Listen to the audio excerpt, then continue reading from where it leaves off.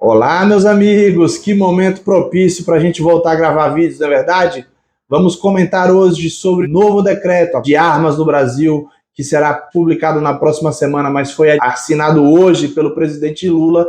Vamos trazer 5 pontos importantes e o que vem aí neste novo decreto, que pode ser publicado a qualquer momento pelo governo do presidente Lula.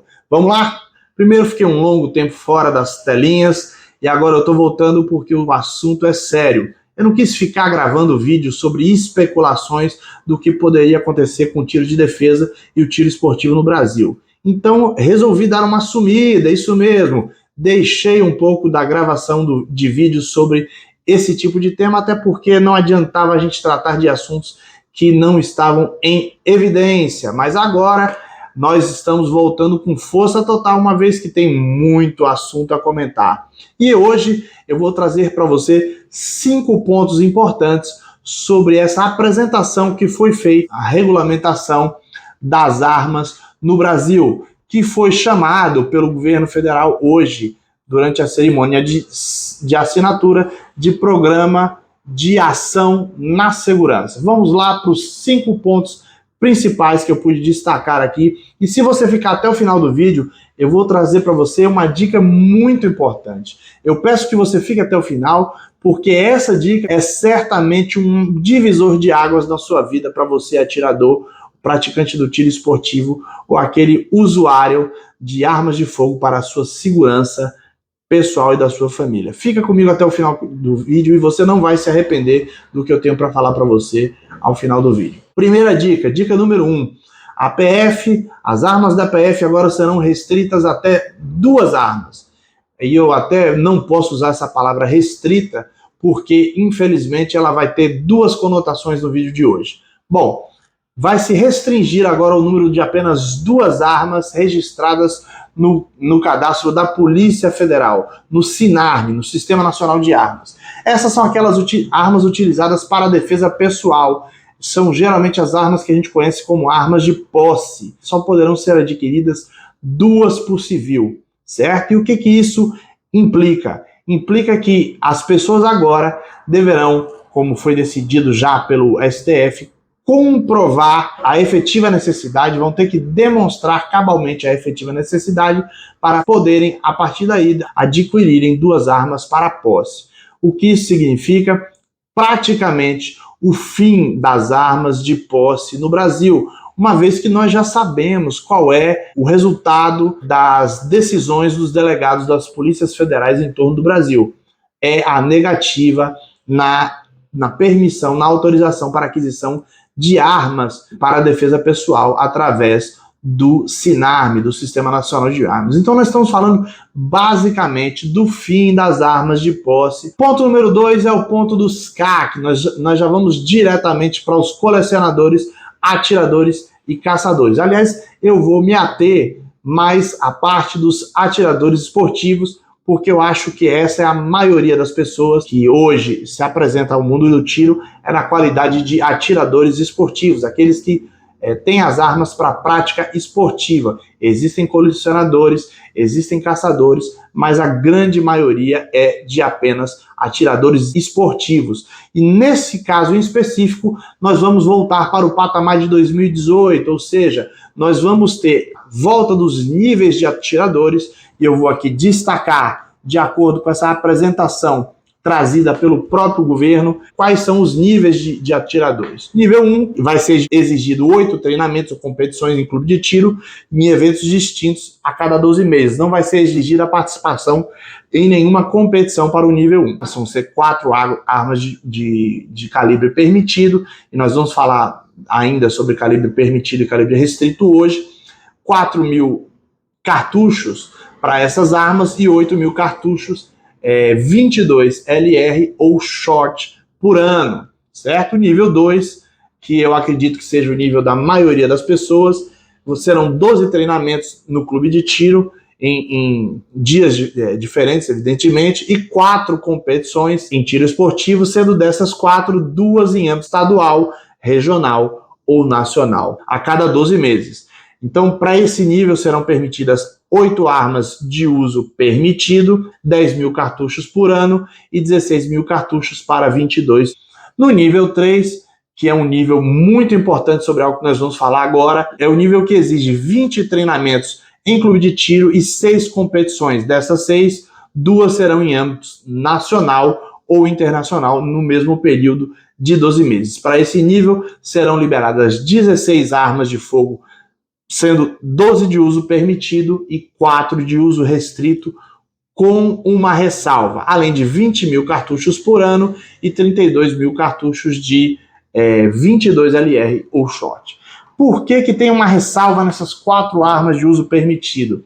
Porque ainda que você atinja esse nível, ficará a critério da Polícia Federal e do Exército permitir que você tenha essas armas de uso restrito. E quais são as armas de uso restrito? Essa é mais uma mudança trazida aí pela nova legislação editada pelo governo Lula. Essa restrição vai passar a englobar novamente os calibres 9mm, .40 e 45 ACP, que eram anteriormente calibres de uso restrito, passaram a ser de uso permitido e agora voltam a ser restritos. No mundo do YouTube, muitas pessoas de muita relevância e importância do mundo do tiro esportivo disseram que essa mudança, essa volta da restrição desses calibres parecia ser algo improvável ou até mesmo impossível. E nós estamos aí diante da clara demonstração de que isso vai acontecer. Nós estamos falando só da apresentação do novo decreto. Não se trata do texto do decreto final, mas essa apresentação que possivelmente já tinha sido passada às grandes mídias já há algum tempo, que elas vinham antecipando essas informações que eu li para vocês agora de forma muito discreta, né? Eles vinham colocando essas informações aí ao longo das últimas semanas e agora nós temos a confirmação oficial de que essas serão as novas regras para o tiro esportivo e o tiro de defesa. Então nós presumimos que eles já sabiam e essas pessoas que tinham fé de que esses calibres não ficariam restritos, elas possivelmente não contavam com essa possibilidade através do governo. E eu sempre contava, e quem já assistiu outros vídeos meus sabe muito bem que eu sempre falei do capital político dos armamentistas no Brasil, que é muito pequeno. Nós temos pouca expressão no cenário político nacional, e essa pouca expressão, muito embora eu reconheça que nós temos pessoas aguerridas no mundo do tiro aí, no Congresso Nacional, mas eu entendo que essas pessoas ainda não conseguem fazer frente aos anseios desarmamentistas do governo, e aí fica provado com essa restrição.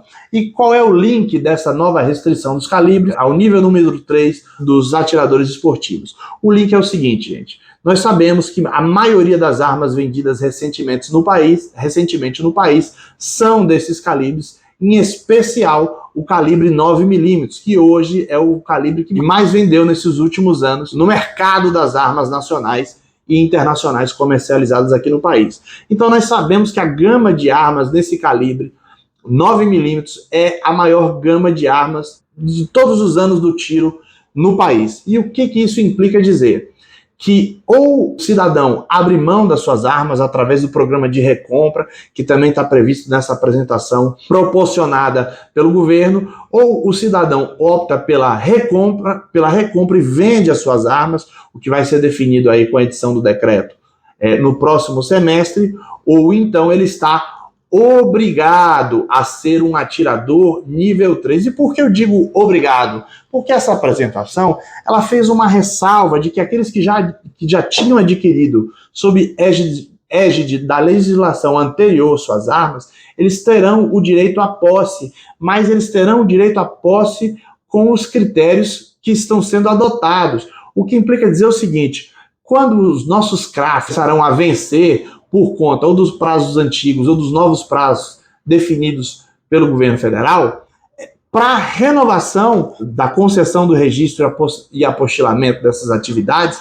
será certamente exigido os novos critérios. E aí quem tem 9mm hoje e tiver um CRAF que estiver à beira de vencer, certamente será exigido os novos critérios para a manutenção deste calibre no seu acervo pessoal de atirador. Implica dizer que quem tem CRAF a vencer pelos próximos anos terá que se adequar ao nível 3, caso queira permanecer com as armas ou passar as armas para o acervo de colecionador, caso exista essa possibilidade, porque o acervo de colecionador também tem regras próprias sobre o ano de fabricação do primeiro lote da arma e uma série de outros requisitos que têm exigências quais não poderão ser cumpridas facilmente, principalmente no que diz respeito ao ano de fabricação da arma. Então, parece que será uma elitização do tiro esportivo no Brasil, uma vez que quem tem arma no calibre 9mm ou superior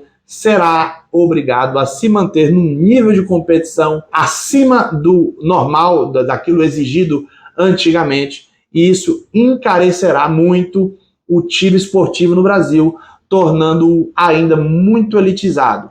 E nós não sabemos também quais serão as mudanças em relação ao preço dessa movimentação de renovação de CRAF, de renovação de CR, de expedição de guia. Nós não sabemos se irão haver modificações substanciais no preço dessas movimentações. E isso certamente haverá modificação também para elitizar ainda mais o tiro esportivo no Brasil. O ponto número 4, que tem a ver com o que nós já falamos, do porte de trânsito, aquele porte que muitas vezes facilitava o trânsito de armas entre o local de acervo de competição ou treinamento, uma vez que você não ia desguarnecido de segurança para os clubes de tiro e para as competições. Você poderia ir com a arma a pronto uso para a defesa do seu acervo e sua própria defesa. Ocorre que isso não é mais permitido e que provavelmente as guias serão tiradas com finalidade e dias específicos. Ou seja, toda vez que você for num clube de tiro ou numa competição, você vai ter que antecipadamente tirar uma guia onde o destino será pré-determinado, o horário será pré-determinado e possivelmente até o trajeto, meus amigos, será pré-determinado. E aí você vai me dizer, agora eles vão acabar com os clubes 24 horas, qual é a necessidade de acabar com os clubes 24 horas se o porte de trânsito acabou? Só que eu quero dizer uma coisa para vocês, meus queridos. Transporte de armas também não é interesse do governo. Então, ainda que você não porte sua arma municiada, você não transporte sua arma municiada, você também não vai poder transportar ela após as 22 horas ou após o horário de fechamento do clube que você está retornando, ou muito depois do horário. Ou seja, se seu clube fecha às 18 horas,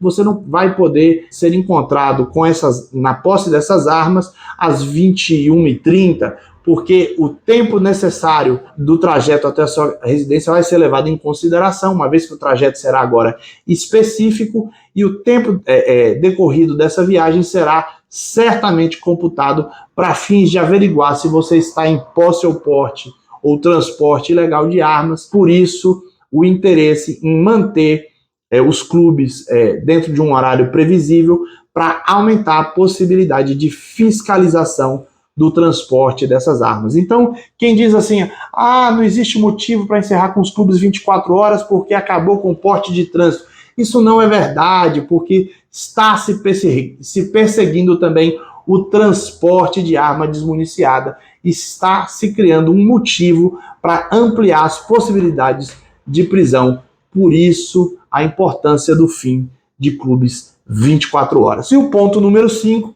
são os prazos. Muito cuidado com os prazos dos CRAFs e o prazo do seu CR. E eu digo por quê? Porque muita gente está acreditando que, como tudo no direito diz que o tempo rege o ato, que aqueles CRAFs com validade de 10 anos terão essas validades e após os 10 anos é que eles serão renovados com um novo prazo. E eu quero dizer uma coisa a vocês, eu não acredito muito nessa possibilidade, uma vez que até agora eu não tenho detectar nenhuma concessão do novo governo que beneficiasse os atiradores, os caçadores e os colecionadores. Então, muito possivelmente, eles vão exigir os CRAFs e os CRs sejam transportados para os prazos atuais, de 3 ou 5 anos, conforme o caso. Então, muito cuidado com os prazos. Vamos aguardar a publicação do texto total do decreto para que aí nós possamos definir o que vai acontecer. Mas eu já quero aqui antecipar que eu acredito